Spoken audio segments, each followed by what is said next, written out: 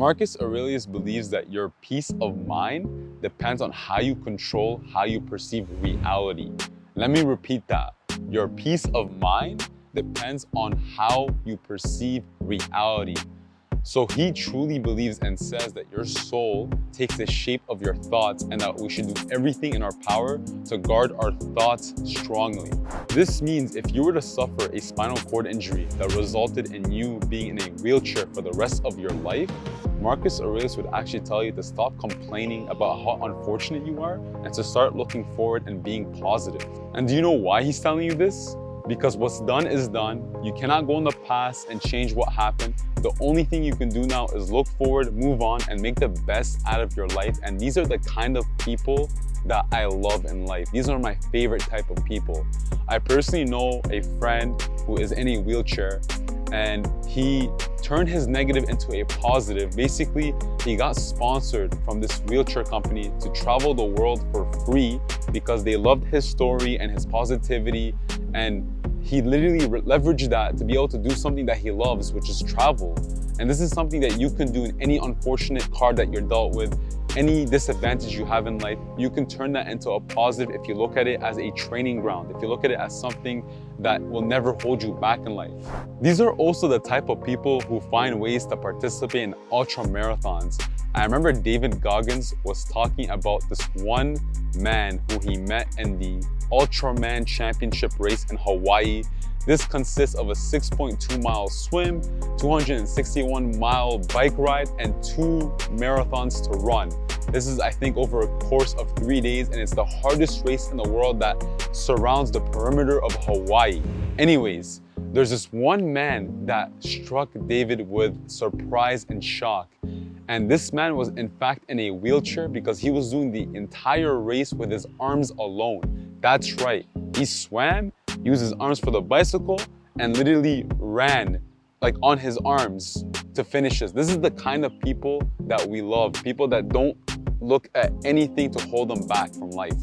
He went on to explain that this man had presence beyond anyone in the room, and this should be a reminder to all of us that there is no such thing as a limitation except for the limitation you put on yourself in your mind.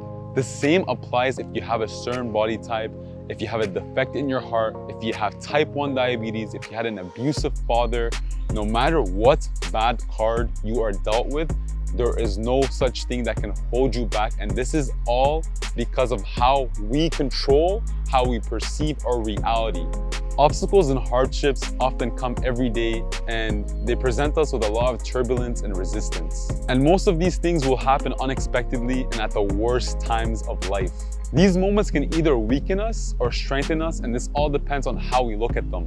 You may choose to complain about your obstacle, not deal with it, hide away from your insecurities, or you can look at it as opportunities to grow and develop virtues of character, and that's what Stoic philosophy is about. If we can master the mind, we can do what is right, we can speak the truth, and protect our values and principles. And most importantly, we can accept what is happening to us at any moment throughout our entire lives, because life will always cause us problems, issues, pain, and loss. If you remember that, then you will be able to master your mind over a period of time. So mastering control over how you perceive reality is essential to being a Stoic.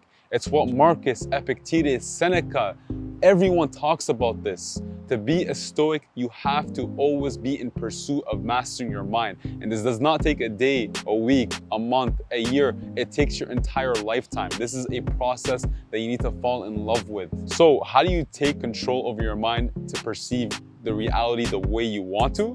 Good question. You can start by ditching the victim mentality. Whenever you blame others for your downfall, you're initially setting yourself up for future failures because you're getting your mind used to blaming external factors instead of taking the accountability yourself, which can be very dangerous. And trust me when I say this, you are digging your own grave when you're doing this, and life will not get easier. It'll only get harder when you have that victim mentality. If you're overweight, you can accept it instead of hiding away and eating at your insecurities. If you're terrible at socializing, then you can start putting yourself in uncomfortable situations where you're forced to talk to other people. Whatever it is, you can start by facing your problem today instead of blaming anyone and everyone as to why you're not successful. Secondly, you can start being more grateful towards your life every day and count your blessings. And for those of you who are sitting there and thinking, oh, I already know my blessings, I don't have to do this. Let me tell you something, you're wrong for thinking like this, because gratitude is an everyday thing. It's not something that you have in the back of your head. We have to constantly remind ourselves of our blessings every single day. If you're truly grateful, then try going to bed one night without your pillow or blanket. Try sleeping outside, without your shelter. Try eating beans all day or not eating at all for 18 hours. Try those things and then you'll truly be grateful for what you have. It's kind of like how Muslims fast during Ramadan for a month to kind of feel how the poor people feel and be empathetic towards them and be more grateful towards what they already have at home. Marcus Aurelius used to sleep on the floor sometimes to remind himself how comfortable he really is. Even Seneca would say we should live on the streets once a month to remember how easy our lives actually are. If you really believe you're grateful, then I challenge you to do one of these things I said and tell me how you feel in the comment section below after doing one of these challenges. And tell me if it actually changed your life, it made you more gratitude towards the people in your life, towards the possessions you have, or even just having clean water. Around 1 billion people around the earth don't have access to clean water. That's crazy to me. Third point, drop your entitlement. It doesn't matter what kind of status, wealth, fame, or prestige you achieve or accomplish in life. You know why? Because we're all going to end up dying one day. Not only that, we're all going to end up facing the same problems of illness, sickness, loss, relationships, love, whatever problems you're thinking about, we're all going to go through it no matter how much money you have, no matter what stage you're at. Remember that, and that will drop your entitlement. Lastly, negatively visualize how wrong your day can go. What I mean by this is take 10 minutes in the morning to actually visualize things going wrong in your day. Visualize, getting into that car accident. Visualize, a friend going through a problem. Visualize, not having enough food to eat today or being on the run. Visualize everything that can go wrong in a day. That way, when you do have to face these hardships and problems, you're more mentally prepared. Or even better, if you don't have to face any of these problems, you're more grateful and happier that you had a better day.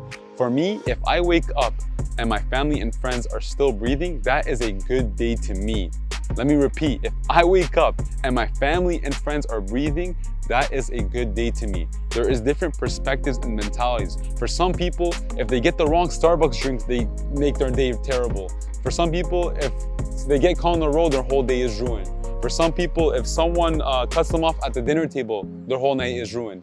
It really depends on how you perceive your reality through how you control your thoughts. So guard those thoughts strongly. The last thing I'll leave you off with, if you truly cherish someone, you love your family, your siblings, you have a significant other, I want you to cherish them next time you see them, because a lot of the times we let petty arguments lead into not talking for days. But you have to realize that they can be taken away from us at any moment. When you go and put your kids into bed that night, think about they might not be alive tomorrow morning. That way you're more present in the moment, not rushing to go watch TV, not rushing to answer that email, not rushing to go back to work the next day. Be present in every moment you have, because that's the only thing we own in life, moments. Not the past, not the future, just the present. I hope you enjoyed this video. If you like this, please subscribe for more content on Stoicism.